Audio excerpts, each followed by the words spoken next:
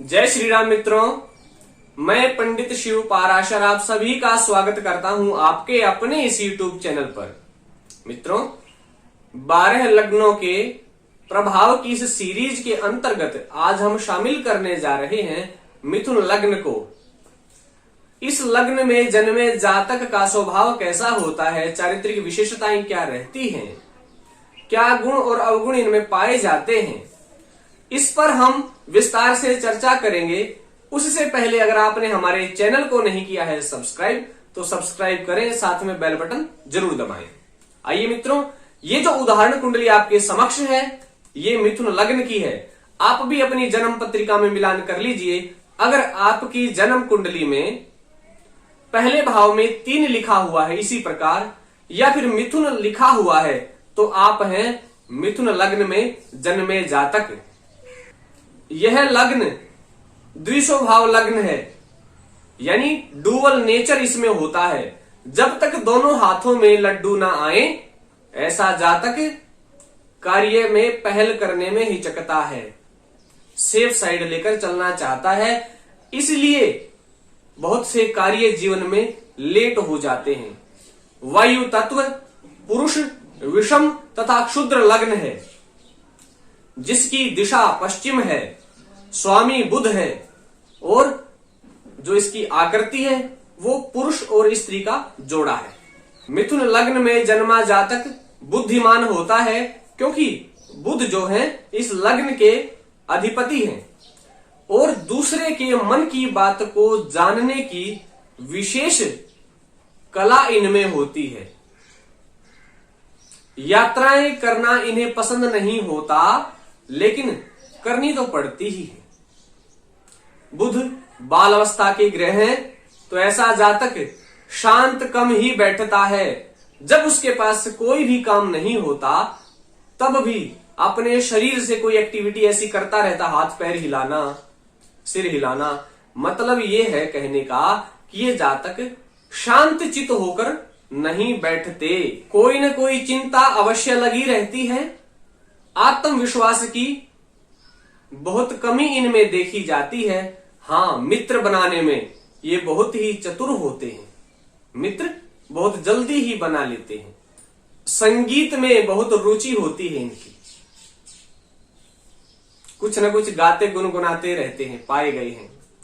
हर एक बात को मन से लगाकर चलते हैं और उसके बारे में बहुत अधिक सोचते रहते हैं, जिसके परिणाम स्वरूप जातक पर दिमागी दबाव आ जाता है, दिमाग पर बोझ रखते हैं। ये मित्र तो बना लेते हैं, लेकिन इनका जो स्वभाव है वो शक्की है, दूसरों पर भरोसा कम कर पाते हैं और शक की दृष्टि से भी लोगों को देखते हैं। एक तो ये है कि जो बुध बाल अवस्था के ग्रह हैं, तो चित्त चलायमान रहता है, उद्योग धंधे लगा तो लेते हैं, नौकरी कर तो लेते हैं, लेकिन उसमें फिर बार बार परिवर्तन करने की सोचते रहते हैं। बार बार नौकरी में बदलाव करने की भावना इनमें अति तीव्र होती है। जो इनमें गुस्से का स्वभाव है, उसे देखें तो गुस्सा इनको कम ही आता है और शांत भी बहुत जल्दी हो जाता है।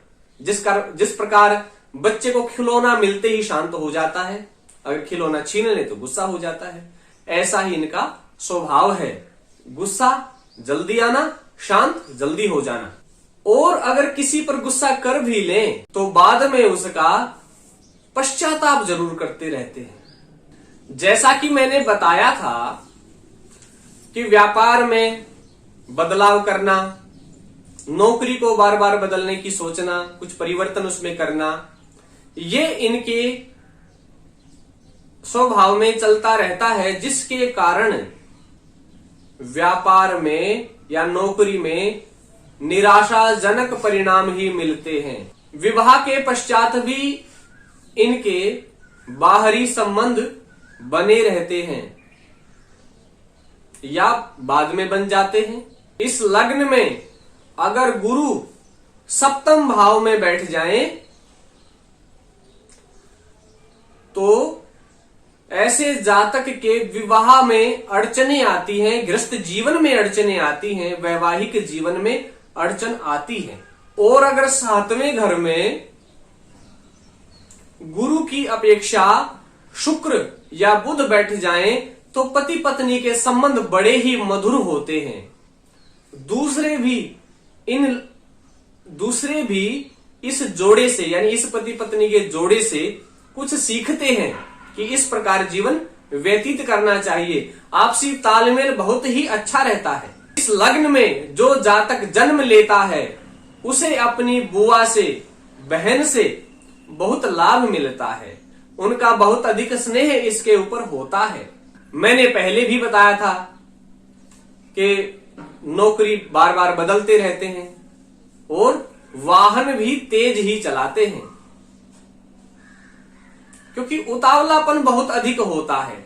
बच्चे जितना उतावलापन होता है, बच्चे को भी तेज सवारी पसंद है, इन्हें भी पसंद है। नौकरी व्यवसाय पर बात करें तो गायन, कला, एनजीओ चलाना, टीचिंग कार्य यानी पढ़ाना, वकालत का कार्य, इनमें इस जातक को विशेष लाभ होता है। बुध व्यापार वाणिज्य का ग्रह है तो कुशल व्यापारी बनते हैं, अकाउंट लाइन में जाते हैं, क्लर्क लाइन में जाते हैं, लेखा बही संभालने वाले होते हैं। बुद्धिमान तो जन्म से होते ही हैं। सट्टा बाजार, शेयर मार्केट, कमीशन एजेंट पाए जाते हैं और इन कामों से इस जातक को लाभ भी होता है। एक बात और भी है, अगर इस लग्न वाले जातकों का व्यापार कम चल रहा है